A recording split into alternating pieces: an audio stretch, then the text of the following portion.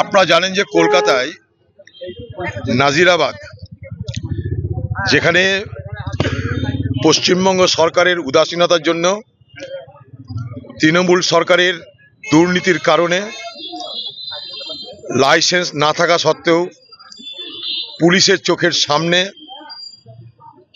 সমস্ত কিছু নিয়ম কানুনকে অবজ্ঞা করে যেভাবে সেখানে গোডাউন তৈরি হয়েছে, সেখানটাই বাংলার সাধারণ বেকার যুবকেরা রুটিরুজির টানে সেই গোডাউনে আশ্রয় নিয়ে কর্ম করত।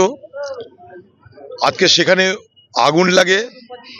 সেই আগুন লাগার কারণে কত মানুষ সেখানে নিখোঁজ হয়েছে তা এখনো পর্যন্ত প্রশাসন জানে না, তার পরিবারও জানে না।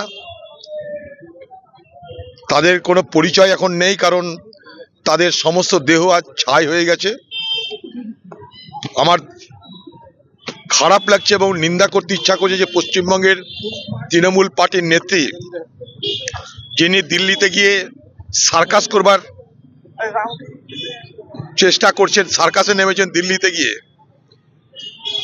তার পশ্চিমবঙ্গের কলকাতায় তার বাড়ি থেকে মাত্র কয়েক কিলোমিটার দূরে এই যে ভয়াবহ অগ্নিকাণ্ড, এবং যে অগ্নিকাণ্ডের কারণে এত বেকার যুবকের মৃত্যু হলো, তাদের পরিবার আজকে নিঃস্ব হলো, হাহাকার করছে, কাঁদছে, মাথা টুকছে।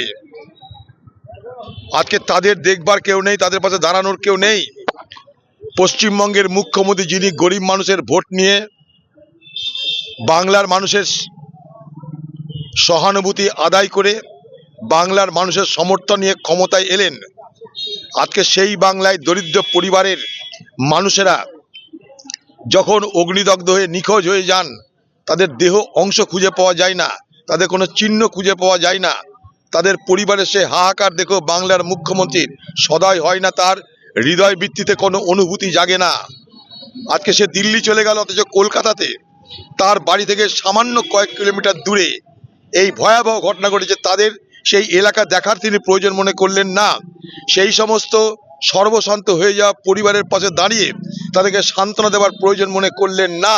এই নৃশংস, নিষ্ঠুর, অনুভূতিহীন বাংলার মুখ্যমন্ত্রীকে আমি নিন্দা জানানোর জন্য এবং সেই শোকসন্তপ্ত পরিবারের প্রতি আমাদের শ্রদ্ধা এবং সহানুভূতি জানানোর জন্য